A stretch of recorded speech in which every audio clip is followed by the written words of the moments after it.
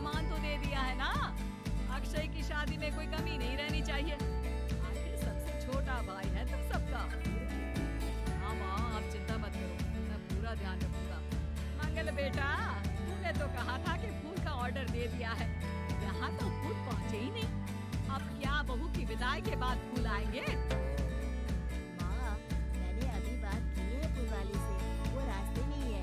आप किशोर भैया से क्यों नहीं कहती कुछ करने को? किशोर पहले ही मेरे बताए काम कर रहा है। पास के सभी रिश्तेदारों और मोहल्ले वालों को कार्ड वही तो देकर आया था। रिसेप्शन के लिए हॉल भी उसी ने बुक किया था। टेंट कुर्सी वालों को भी तो वही देख रहा है। कई मोहल्ले वाले तो हमारे भरे पूरे परिवार से चलते ही हैं, उन्हें बुलाने की क्या जरूरत थी? बेटा, शादी ब्याह में तो बुलाना ही पड़ता है, नहीं तो लोग क्या कहेंगे। दादी दादी देखो ना, हलवाई अंकल हमें लड्डू नहीं दे रहे, आप इनको डांटो ना। अरे चैन सुख दे देना बच्चों को लड्डू, क्यों तंग कर रहा है इन्हें? दीदी जी, मैं कहाँ मना कर रहा हूँ, लेकिन लड्डू बनते ही ये बच्चे उठा उठा कर खा लेते हैं। अरे मैं तो इन्हें थाल में रख के परोस भी नहीं पा रहा। भागो, अब कोल्ड ड्रिंक पीने चलते हैं। भागो भागो, अब कोल्ड ड्रिंक पीने चलते हैं। जैसे कि आप देख रहे हैं, आज इस घर के सबसे छोटे बेटे अक्षय की शादी है। घर में बहुत चहल पहल है। कुलभूषण की बीवी कमला को फुर्सत ही नहीं है कामों से, लेकिन कुलभूषण और घर के बाकी लोग कहाँ हैं? आइए देखते हैं।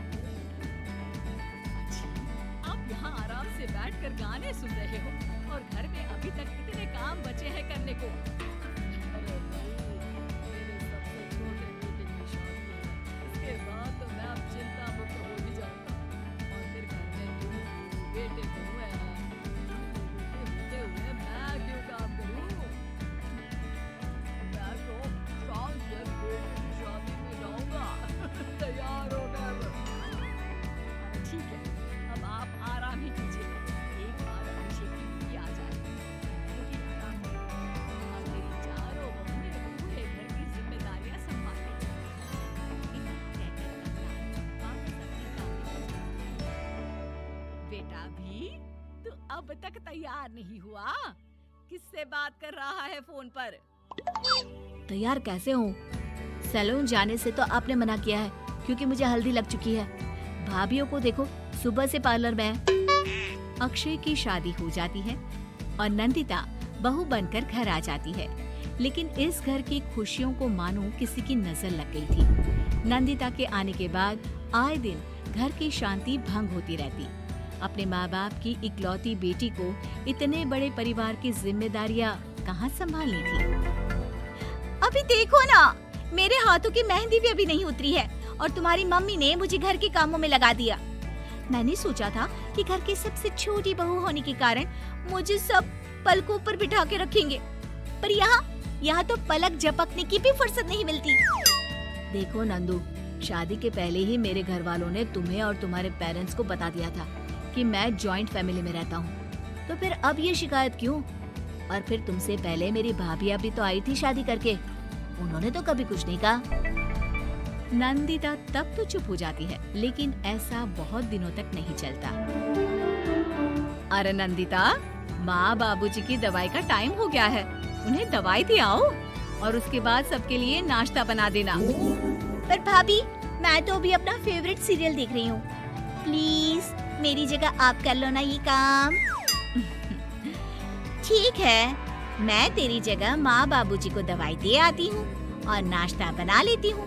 तू मेरी जगह पूरे घर की डस्टिंग करके 5 बच्चों को स्कूल के लिए तैयार करके भेज देना और दोपहर का खाना बनाने के बाद कपड़े धोकर सुखा देना। उसके बाद हम दोनों मिलकर बाजार जाकर सब्जी ले आएंगे, फिर डिनर की तैयारी कर लेंगे और उसके बाद बस भाभी, मैं माँ बाबूजी को दवाई देकर सबके लिए नाश्ता बना देती हूँ। हे भगवान, ये कहाँ लाकर फंसा दिया मुझे। मेरे घर में तो गिनती की 8 रोटियाँ और 2 सब्जी बनती थी और नाश्ता निपट जाता था। यहाँ तो रोटियों का ढेर और सब्जियाँ बड़े बड़े पतीलों में बनानी पड़ती है। नाश्ता बनते बनते लंच का टाइम हो जाता है और लंच बनते बनते डिनर का। अभी मुझ में तुम्हारे पूरे परिवार का नखरा उठाने की और ताकत नहीं बची।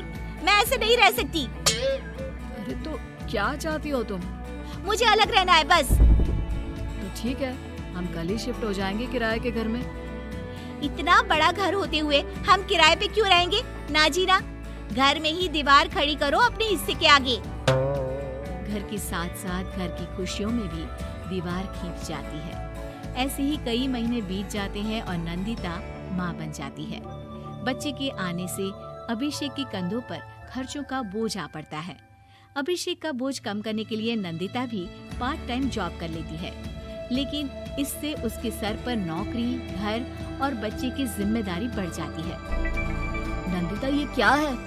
तुमने घर भी ठीक से साफ नहीं किया, ना ही मेरे कपड़े धुले हैं। चिंटू के बाल भी कटवाने जाना था, देखो उसके बाल कितने बढ़ गए हैं। अरे करती क्या हो पूरा दिन तुम? मैं करती क्या हूँ? तुम्हारा नाश्ता और लंच बनाने के बाद चिंटू को डे केयर सेंटर पर छोड़ कर आती हूँ, फिर खुद ऑफिस जाती हूँ। पूरा दिन काम करके आने के बाद बिना आराम किए बाजार से सब्जियाँ लेकर आती हूँ, घर आकर खाना बनाती हूँ, चिंटू को देखती हूँ और क्या करूँ मैं? तो किसने कहा था अपने सर पर इतने काम लेने को? मत जाओ ऑफिस। ऑफिस जाए बिना घर के खर्चे कहाँ से पूरे होंगे? चिंटू की डे केयर का खर्च, उसके लिए बेबी फूड का खर्च, प्रेस वाले का खर्च, ये सब तुम्हारी सैलरी से होता नहीं है। अगर परिवार से अलग नहीं होती तो इतनी मुसीबतें नहीं उठानी पड़ती तुम्हें परिवार के साथ मिलकर काम करने में दिक्कत थी, लेकिन काम तो अब भी बहुत है तुम्हारे सर पर। चिंटू को भी डे केयर भेजने की जरूरत नहीं पड़ती। उसको गोद में खिलाने के लिए दादा दादी और घर के सभी बड़े होते। उसके साथ खेलने के लिए उसके भाई बहन भी होते। मेरे तीनों बड़े भाइयों के बच्चे भी बड़े हुए हैं, लेकिन बिना महंगा बेबी फूड खाए, क्योंकि मेरी माँ और भाभियाँ बहुत अच्छे से जानती है कि बच्चे को क्या खिलाना चाहिए। बिजली के बिल जैसे खर्चे भी सब मिलकर बांट लेते थे, लेकिन तुम्हें तो सबसे अलग रहने में ही मजा आता है, तो अब शिकायत क्यों करती हो? बस करो अभिषेक, बस करो। मैं मानती हूँ कि मैं गलत थी। मेरे एक गलत फैसले ने हमें बिल्कुल अकेला कर दिया है सबसे। एक घर में होते हुए भी हम बाकी परिवार से अजनबियों की तरह रह रहे हैं। अभिषेक और नंदिता की सारी बातें घर के बाकी लोगों को सुनाई दे रही थी। तभी कमला बोल पड़ती है। अरे नंदिता बहू, किसने कहा कि तुम अकेले हो? तुम्हारा इतना भरा पूरा परिवार है ना तुम्हारे साथ। हम तो बस ये चाहते थे कि तुम अपनी गलती समझ जाओ।